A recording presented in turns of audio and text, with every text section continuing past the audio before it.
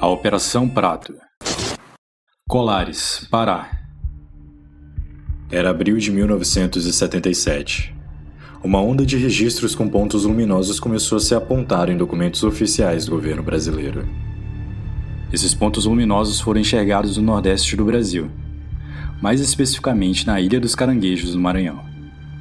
Os pontos luminosos foram se estendendo ao longo do Nordeste, chegando ao Norte. Inúmeros serviços de inteligência brasileira foram acionados, entre eles o extinto Serviço Nacional de Informações, o SNI, e o Centro de Informações de Segurança da Aeronáutica, o CISA. Documentos oficiais, jornais da época e documentos militares vazados são os principais registros do período.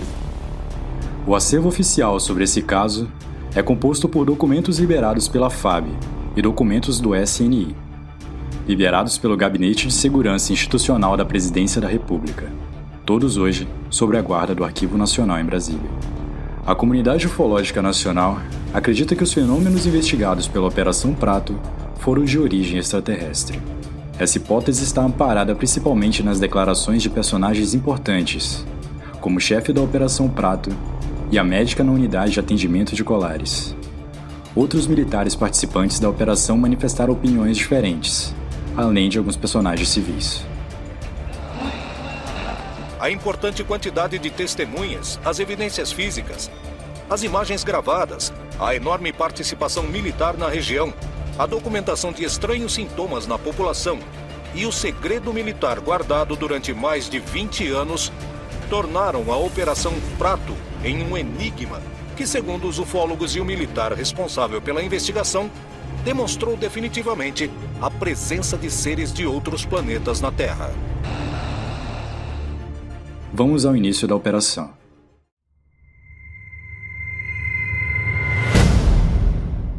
No dia 25 de abril de 1977, 4 homens se dirigiram à Ilha dos Caranguejos de barco para a coleta de madeira.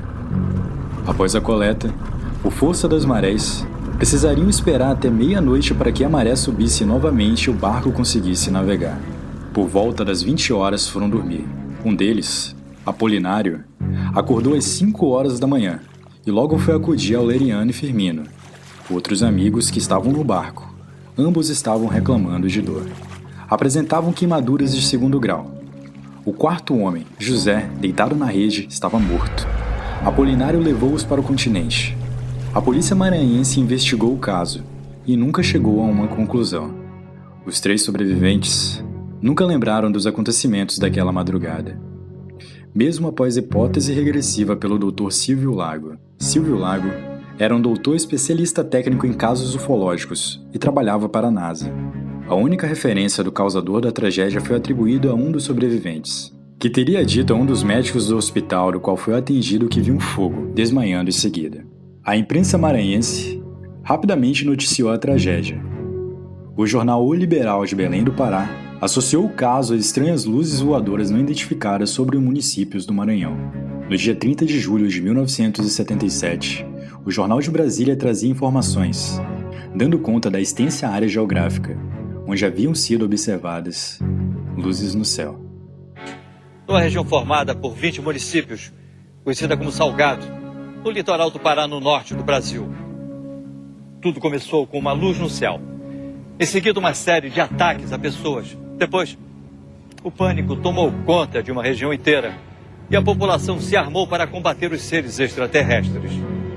Fatos reais ou um delírio coletivo?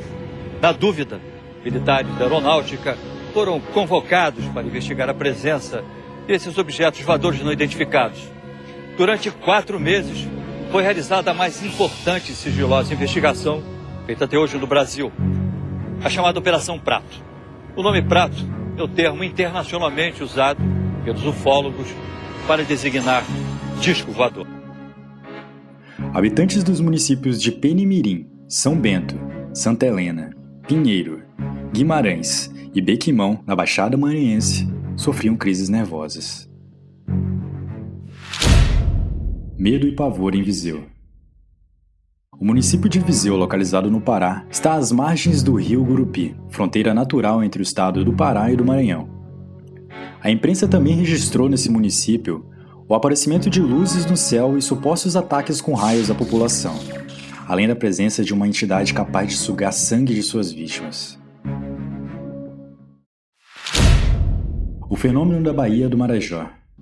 Entre o município de Viseu e a Baía do Marajó, temos uma extensa faixa de litoral, pela qual as luzes voadoras foram deixando rastros. Antes de chegar à Bahia, há registros de observações e ataques de raios de luz em vários municípios. Um dos municípios se chamava Quatipuru e outro Maracanã, também situados no Pará. Em 18 de outubro de 1977, a população de Vigia, a 99 quilômetros de Belém, presenciou às 18 horas e 45 minutos o ostensivo surgimento de objetos cruzando o céu, causadores aparentemente de um apagão de energia elétrica. O prefeito relata ter ouvido rumores nas ruas, dando conta que um objeto estranho cruzava os céus em uma espantosa velocidade, lançando uma luz amarela. A Força Aérea Brasileira, então, abriu uma investigação, chegando a atribuir ao sargento Flávio Costa, um agente de informações do 1º Comar que participou ativamente da operação e que estava na reserva desde 1984, como um dos responsáveis pelo vazamento dessa informação. No dia 5 de maio de 2008, foi encaminhado ao Ministério da Defesa um ofício do subchefe para assuntos jurídicos da Casa Civil da Presidência da República, recomendando providências para acesso público à documentação referente a OVNIs. O principal documento liberado pelas autoridades chama-se Registros de Observações de OVNIs, que contém uma coletânea de 130 registros emitidos pelo 1º Comar, no qual foi enviado ao Estado-Maior da Aeronáutica em 1979. O ufólogo e astrofísico francês Jacques Vallée, em sua viagem ao Brasil no ano de 1988, entrevistou a doutora Welaide Cecim, que relatou um amplo espectro de sintomas clínicos, como fraqueza, tonturas, dor de cabeça, tremores, palidez, pressão baixa, anemia, pele enegrecida com diversos círculos vermelhos arroxeados, onde atingidas pela luz. Esse acontecimento impactou muitas pessoas, até mesmo moradores locais e da região. Convidei o Rafael Gondim. Ele é da Universidade Federal do Pará, é professor de Química, e a sua família é da cidade de Colares. Ele vai relatar algumas coisas sobre esse acontecimento. Bom, eu não sou cidadão de Colares, no entanto, o meu pai nasceu lá, e meu avô foi um dos responsáveis pela emancipação do município, que até então era só uma vila, uma localidade de Vigia. Nessa época, na década de 70, o meu pai morava em Colares e meu avô vivia viajando, indo e voltando de lá, indo para a capital, resolver situações políticas. Então, acaba que a gente viveu muito essa história do chupa-chupa, das aparições, porque, na verdade, o Pará inteiro, ou Belém em si, era o assunto do momento. Somente depois da chegada da FAB, da Força Aérea Brasileira, né? Então, já era muito frequente esse assunto comentado na capital, mas no interior, onde, principalmente pra gente que tinha parentes na época lá, meu avô, minha avó, tio-avô e diversos outros parentes por parte de pai que vivia lá, então era muito mais frequente pra gente. E se tu frequentar até hoje, tu consegue perceber que é uma ilha meio que isolada, apesar de ser muito próxima da capital, afastada, se eu não me engano, são 60 quilômetros da capital. Tu consegue perceber que tem algumas coisas bem diferentes nessa ilha. Primeiro que ela não tem ponte, apesar de ser uma distância de um rio de 100 km, então ela já fica meio afastada, já fica tendo um acesso meio dificultado, né? Tu precisas ter um horário da balsa. Então, que torna essa ilha realmente, como o pessoal chama, né, como tá no GPS, encantada. A aparição que aconteceu, ela deixou marcas ali no pessoal, muito mais com o pessoal mais idoso, a galera que realmente viveu aquela época, né, 1976, que foi o auge das aparições, onde todo dia as pessoas faziam vigília, por semanas ou até meses não conseguiam dormir. Então, realmente, a galera que vivenciou isso não é como a galera, os netos deles, que já tratam como deboche porque, enfim, a sociedade brasileira acabou querendo apagar isso da memória dos remanescentes, né? Então, a galera muito mais nova que mudou para Colares depois, ou então só recebeu as histórias, ela já não trata com tanta veemência. Mas os idosos, quem vivenciou mesmo, continua até hoje tendo problemas com isso até. Problemas de estresse. Então, foi muito marcante. Eles ficam até meio cansados da gente de ir lá e perguntar sobre essas aparições. Porque realmente foi um período muito difícil para eles. Todo dia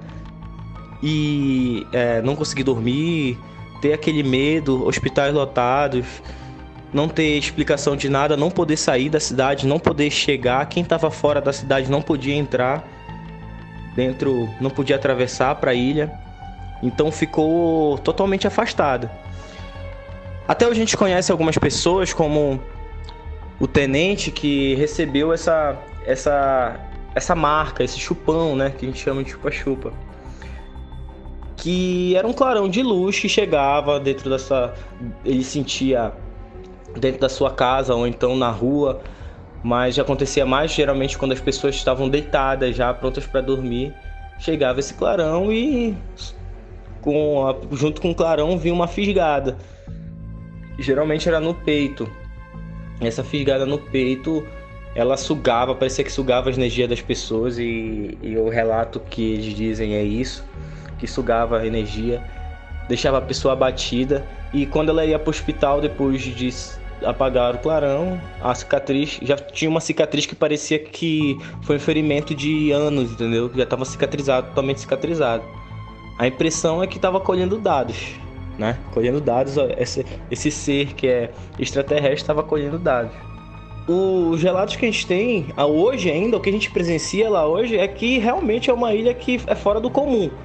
É fora do comum. Primeiro que a pessoa que vai lá, pelo menos eu que adoro levar muita gente, tu me conheceu através da minha divulgação da cidade que eu faço, porque eu amo mesmo Colares, e todo mundo que eu levo tem vontade de voltar para lá. É impressionante. Então, a cidade continua sendo encantada. Quem eu levo para lá quer ficar admirando o céu. Admiração, ou fazer uma vigília à noite, fazer a vigília de ficar olhando pro céu para ver se encontra luzes. E, velho, para quem for lá e para quem realmente não é cético e consegue sair da caixinha e sentir sentir mesmo que isso aconteceu, que acreditar nessas coisas, velho, tu vai te impressionar com o céu, porque o céu é maravilhoso. Luzes, as estrelas são muito doidas, e todo mundo que vai lá consegue enxergar algum tipo de iluminação diferente, fica assustado. Pode ser psicológico, mas quem é de lá mesmo, quem acredita nessas paradas, pode ter certeza que fica até arrepiado contando isso pra ti, porque realmente acontece isso. A explicação final para o arquivamento do caso. A explicação científica para o fenômeno que atingiu a região é dada na conclusão dos documentos oficiais da Força Aérea Brasileira como, abre aspas, o que as pessoas acham que é o resultado da ação de raios luminosos de OVNIs trata-se apenas de reações normais do organismo, causadas por medo do desconhecido. Fecha aspas. Como o assunto em questão é um assunto ufológico, convidamos a galera do Hangar 18, que é um dos maiores podcasts do Brasil sobre ufologia, para relatar teorias sobre a Operação Prato. E aí, galera, obrigado por participar do Espaço Indecifrável. Fala, galera do Espaço Indecifrável, tranquilidade, quem fala aqui é o Cristiano Zoucas, do Hangar 18, aquele podcast sobre ufologia. Olha só, o Karim me perguntou então o que eu acho, né? Quais são as possíveis teorias sobre a Operação Prato. Então, tem várias, né? Muito se fala sobre testes, né? Testes científicos por parte de governos exteriores, estrangeiros, né? Não o governo brasileiro, que não teria essa tecnologia, né? Mas acredita-se muito que os gringos talvez teriam, né, uma máquina que pudesse visitar o Brasil e sugar o sangue das pessoas aqui, né, para fazer algum tipo de análise ou pesquisa. Essa teoria eu sinceramente não acredito muito, porque não se tem notícias de nada parecido com a tecnologia que foi usada lá, né, em Colares e nos outros vilarejos. São objetos que voam numa velocidade muito acima do que a gente tem hoje como tecnologia atual, né? A luz que fazia o tal do foco de luz, né, que eles chamam, onde suga o sangue ou suga a energia, que as pessoas ficam cansadas, né, ficam realmente sem vontade de... Até às vezes a pessoa não conseguia nem andar direito. A gente não tem uma tecnologia dessa que faz sugar o sangue, né? A pessoa, inclusive, ficava com baixa de glóbulos vermelhos no sangue, né? A pessoa fica quase como se fosse anêmica, assim, fraca, entendeu? E os caras falavam, né? Parece que sugou uma energia. A gente não tem nada assim, né? Não com luz, né? Existem, sim, alguns testes que estão sendo feitos por alguns cientistas, mas ainda não está nada conclusivo, mas que estão conseguindo aos poucos fazer uma espécie de luz que, a partir dos fótons que são emitidos, né, com essa luz, consegue empurrar partículas e matérias mais complexas e pesadas, né? Da mesma forma como a gente viu lá na Operação Prato, onde esse foco de luz conseguia empurrar inclusive as telhas, né, para o lado e tal, e achar um buraco ali na casa da pessoa para entrar dentro do quarto da pessoa e sugar o sangue dela. É uma tecnologia assim muito absurda, a gente não tem nada parecido. Então, para mim, essa história de que talvez foram os americanos, os estadunidenses, né, ou então os russos, também se fala muito dos russos porque está muito associado à imagem do nórdico, né, o ser extraterrestre loiro, né, que foi inclusive visto sim lá na ilha. E tem outras histórias também da Operação Prato que são igualmente intrigantes, como, por exemplo, o caso da mulher da Ilha do Meio, né? Quem não conhece pode procurar na internet, que é justamente uma mulher loira que apareceu lá e ninguém nunca viu falar dela, nunca tinha visto nenhuma mulher parecida naquela região. E ela comprou um pedaço de terra lá, em uma das ilhazinhas que existia, e passou uma temporada lá, numa casa que tinha, né, que ela comprou, e todo dia ela ia no mercado, né, de Colares, e comprava praticamente todos os peixes, né? Não sobrava nada para a população local.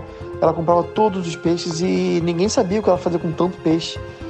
Alguns acreditam que ela alimentava toda essa galera, né, que estava lá nessa missão aí de sugar o sangue das pessoas. É uma história muito doida, cara. Assim, não existe muita comprovação, não existe foto, só existem relatos, né, de pessoas de locais que falavam que viam essa mulher loira, estranha. Inclusive, ela tomava banho, né, no rio, lá nas praias, e as pessoas viam, né, e achavam muito estranho tudo aquilo. Então, assim, quem são essas pessoas, né? Por que esse formato de aeronave, né? Parece um tubo, parece uma lata de Coca-Cola. Ninguém sabe muito bem como é que um objeto desse consegue voar, né? Não tem aerodinâmica. Então é alguma tecnologia que a gente ainda não tem, a gente não domina. Por isso eu acredito na nossa hipótese, que é a mais óbvia, dos extraterrestres, né?